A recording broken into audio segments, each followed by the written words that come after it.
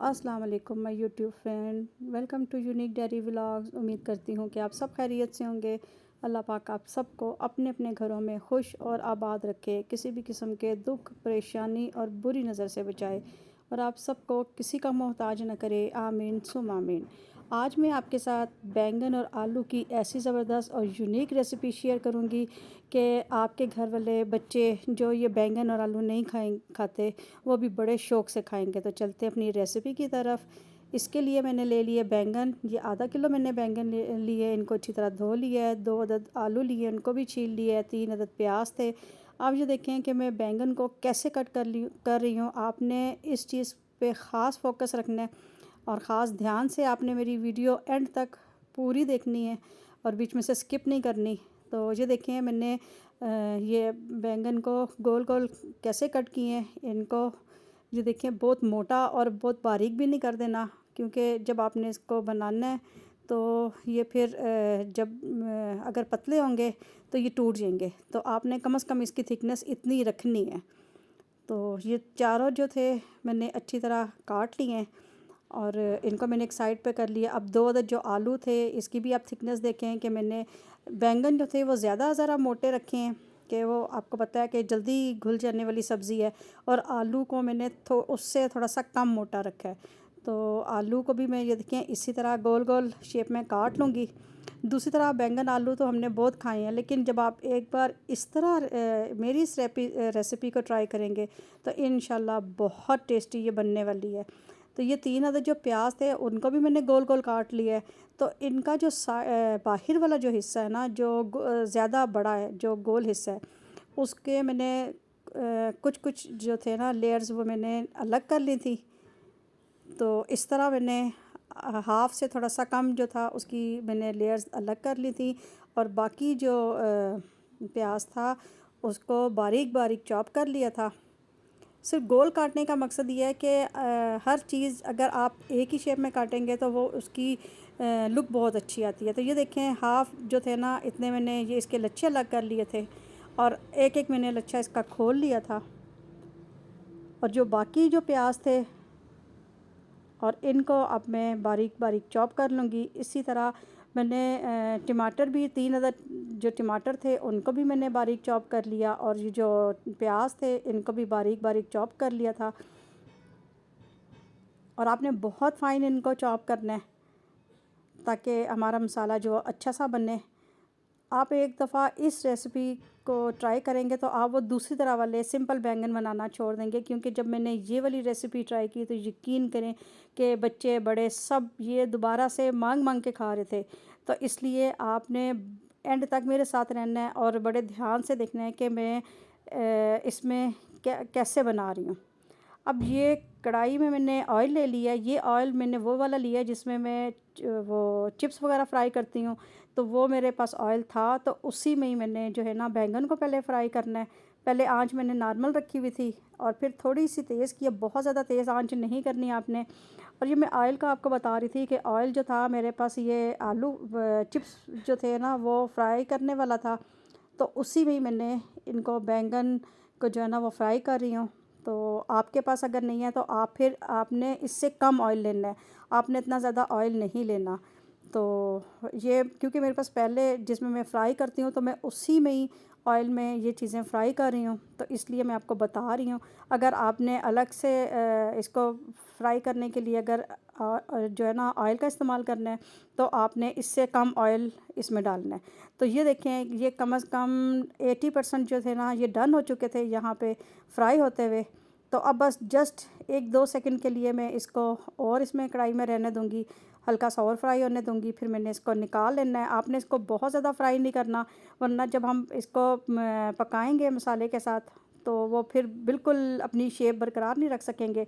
तो ये देखें आपने बस इतना ही इनको डन करना है, 80% के करीब आपने इनको फ्राई करना है। तो अब जो था मैंने आलू भी इसमें डाल दिए थे। अच्छा एक और बात कि आपने जब आलू और बैंगन को धोना है तो धोने के बाद आपने छन्नी में रख देना है ताकि अच्छी तरह ये खुश्क हो जाएं, या किचन टॉवल जो होता है उससे आपने इनको खुश्क करना है, क्योंकि जब आप आलू या बैंगन को ऑयल में फ्राई करें तो वो छींटे आपके ऊपर ना आए।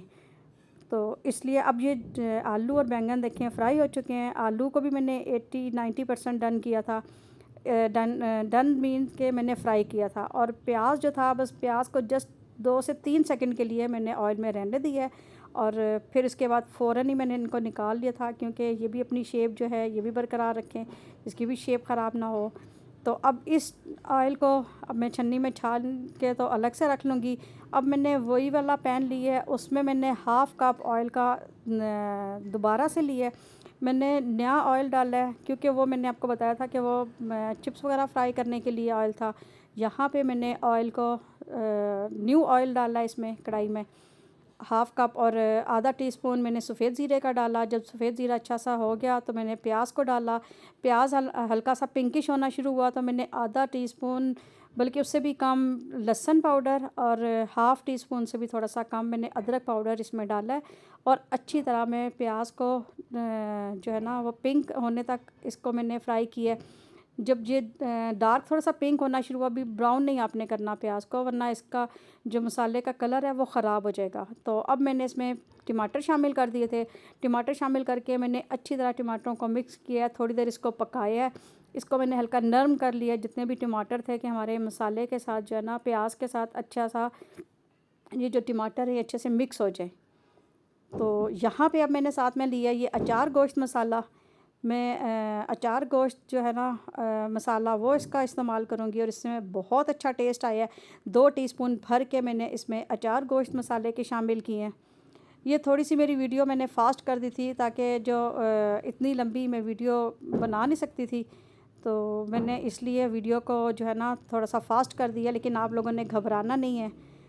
तो मैंने कहा कि बहुत 14-15 मिनट्स बहुत ज़्यादा लंबी हो जाती है वीडियो। तो अच्छा, इसमें देखें मैंने 2 टीस्पून अचार गोश्त मसाले की शामिल किए। इसको थोड़ी देर भुनाई की मसाले की। और अब 1 कप भर के, ये 1 बाउल जो होता है, ये मैंने इसमें दही का इसमें शामिल किया। दही को अच्छी तरह फेंट लिया था। अगर आप देखें तो ये 1 पाव से थोड़ा सा ज़्यादा दही है।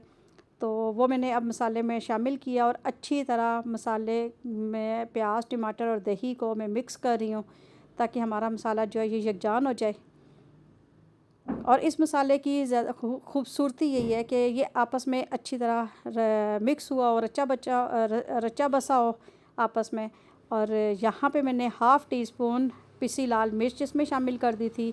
और इसमें हाफ़ टी स्पून से थोड़ा सा ज़्यादा मैंने इसमें नमक शामिल किया था। आई थिंक कि उसकी वीडियो कहीं स्किप हो गई है, लेकिन आपने हाफ़ टी स्पून से ज़्यादा नमक शामिल नहीं करना, क्योंकि वो हमारे अचार गोश्त मसाले में पहले से वो था नमक। तो मैंने इसको थोड़ी देर फिर ढाँप के रख दिया। इसमें मैंने थोड़ा सा पानी शामिल कर दिया था। पानी शामिल करके मैंने इसको ढक्कन दे के थोड़ी देर गलने के लिए रख दिया मसाले को। और अब इसमें मैंने ढक्कन हटा के तो आलू शामिल कर दिए।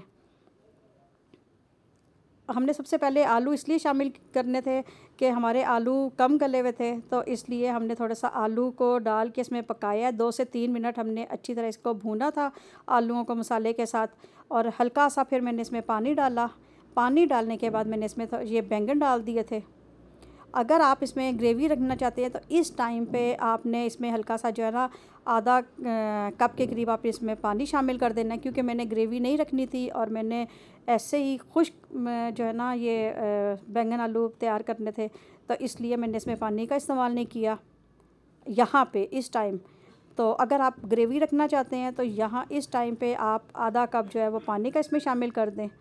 अब मैंने थोड़ी देर बिल्कुल हल्के हाथों से जो है ना आलू और बैंगन जब शामिल किए थे, तो हल्के हाथों से मैं इसको मिक्स कर रही थी। आप देख सकते हैं कि मैं इसको बहुत ज़्यादा चम्मच इसमें दूसरी तरह चला नहीं रही थी, क्योंकि जो हमारे बैंगन है वो टूट ना जाए। अब यहाँ पे मैंने इसमें थोड़ा सा जो हमारे जो बैंगन थे वो दम पे मैंने रखे थे, तो जब थोड़े से मिक्स हो गए मसाले में अच्छी तरह, तो अब मैंने यहाँ पे एंड पे प्याज को शामिल कर दिया है। प्याज शामिल करके अब मैं देखें चम्मच के साथ बिल्कुल हल्के हाथों से इसको मिक्स करूँगी और फिर ढक्कन दे के थोड़ी देर के लिए रख दूँगी। इसको दम पे रखना है, हल्की आंच आपने कर देनी है। और ये देखें मेरा थोड़ा सा ऑयल ज़्यादा हो गया था, आपने ऑयल इसमें कम डालना है, क्योंकि ये सब्ज़ी जो है ये बिल्कुल ऑयल जो है ना अलग कर देगी, तो इसलिए आपका यहाँ पे ऑयल ज़्यादा हो सकता है। तो खैर मैंने ये ऑयल जो था मैंने अलग से थोड़ा निकाल के तो साइड पे कर लिया था। और यहाँ पे आपने, अगर आपको ये ऑयल ज़्यादा लग रहा है तो आप इसको कम भी कर सकते हैं। मैंने हाफ़ कप डाला था, आप हाफ़ कप से भी कम कर सकते हैं। तो ये देखें माशाल्लाह माशाल्लाह, बैंगन आलू की नई रेसिपी आप ज़रूर ट्राई कीजिएगा। मैं उम्मीद करती हूँ कि मेरी ये रेसिपी आपको पसंद आई होगी। पसंद आए तो मेरे चैनल को सब्सक्राइब ज़रूर कीजिएगा, मेरी वीडियोस को वॉच ज़रूर पीछे वाली भी कीजिएगा, और लाइक करके कमेंट्स करके मुझे दुआओं में याद रखिएगा। अल्लाह हाफिज़।